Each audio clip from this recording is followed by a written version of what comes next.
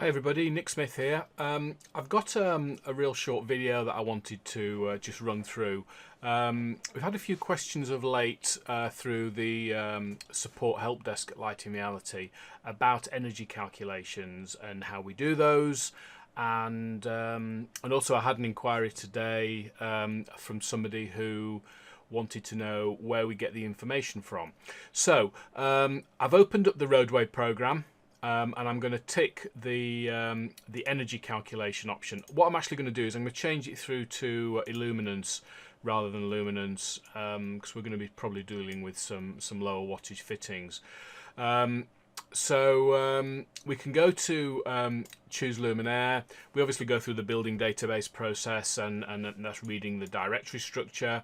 And we can then go through and look up the photometric file that we want to use, or the product range that we want to use, because it may be that you're not sure which product you actually want to use. So I'm going to use a DW Windsor product. I'm going to use the Kirian Pro, and I'm going to look at the 3K 3000 lumen option that they have. Oh, not that one. Let's go with the mini. It might be more likely to produce a result.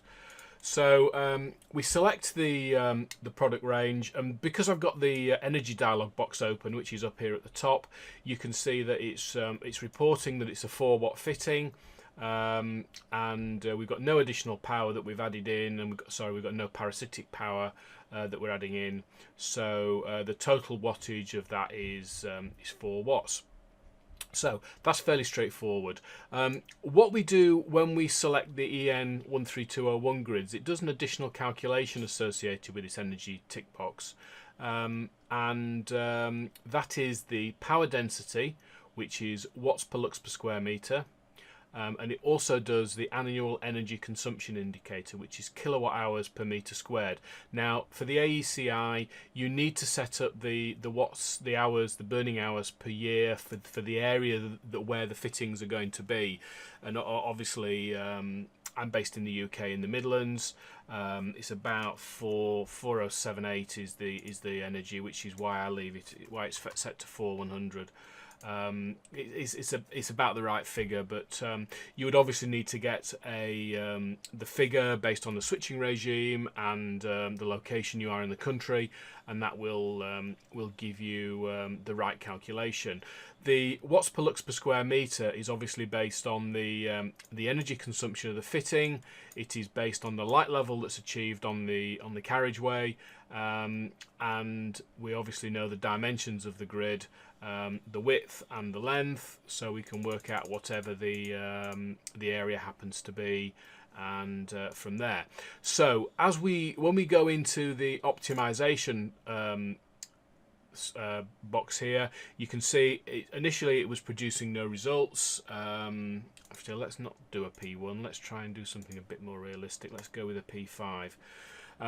So we're looking for an average of 3 and a minimum of 0.6, and as it's going through that, it's calculating an optimum and a minimum spacing, and it's also calculating the power density and the annual energy consumption indicator. 256 options, so a little bit of time for it to calculate that. We're getting to some results that I'm starting to like the look of. I'm getting up into the 40s now. 46 is a bit too high, perhaps. 48. I'll just leave it running for another couple of calculations. Right, we're starting to get X's now, so we're getting fails. So I'll stop it at that point. So I can now go down through the photometry list and look at different options. So I'm looking for somewhere about 39-40 meters. If I stick with 40, I've got a 28 watt fitting, a 22 watt fitting, is that right? A 29 watt fitting, and so on. So okay, power cut there, nice one. So in true terms, if we wanted to go with the lowest one, we would go with the lowest wattage, but in practical terms, we were looking for the best solution.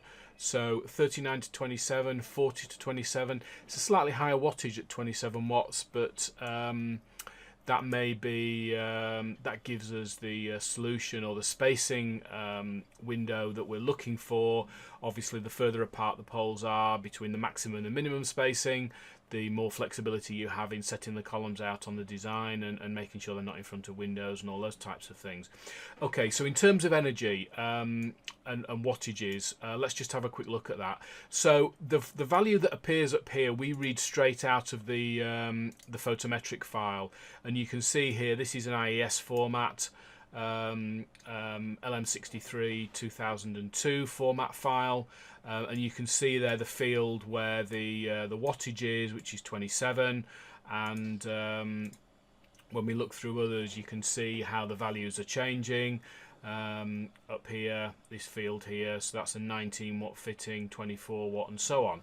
So if you know where to look in the photometric file, it's not a difficult value to find. It's on the final line between the angles in the C and the gamma plane. So it's the last one in that particular row there. If you need to know more details, then take a look at LM63. Obviously, you can purchase that from the usual supply points. So the alternative to that is ULMDAT, and our friends at ASD, they use ULMDAT format. So we need to go look through that. Now, whereas IES is based on a specific position in the file, a specific reference, excuse me, ULMDAT is based on a per line basis. So this particular line here is the one where the wattage is. It is sometimes difficult to find it if you don't know where to look. So I find a good way of doing it is you look at the wattage, find out what it is, and then see where we can go in terms of finding the right value. So, and then I like to arrange this dialog box so that it's right down the very bottom of it, and so as I flip down, I can look at the different wattages and see where those happen to be as well. So again, as before, we can optimize the folder. And as we go down, we get the maximum and the minimum spacings, and we also get the power density and annual energy consumption indicator. I'm going to stop it there, and we can then go through and look up the various different options. So I can look up the power density to see if that's an option, or I can use the wattage to determine. Now I've got a 19.3 watt fitting there, so I can then from there look up the most suitable solution for this particular project. Most likely that one there I would go for in this case. Again, I'm looking at the flexibility it gives me, but at the same time giving a good value for the power density.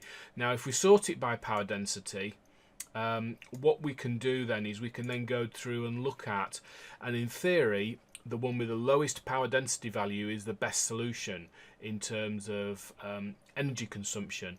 But as you can see here, it doesn't give me much flexibility in terms of spacing. It only gives me a 2 meter spacing window there. That one there gives me 4, and we can then go through and find something that is more suitable. That's the 21 watt fitting that I was looking at earlier, which does seem to be coming back to haunt me. So in terms of the different options that are available to us, those are the two principal file options that we use that have the wattage in it. I hope you have found that useful. If you have any questions, please message me in the area below. You can also drop me an email to support@nicksmithassociates.com or support@lightingreality.com, and that will get through to me as well. You can tweet me nicksmith1246 and ask me a question through that, or you can post a message in YouTube, which will come through to my YouTube, to my Gmail account, and you can message me in that way, and I can get back to you and hopefully answer your question.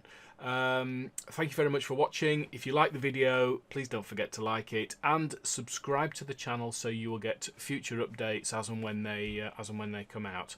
So thanks for watching, and I'll catch you in the next video. See ya, bye.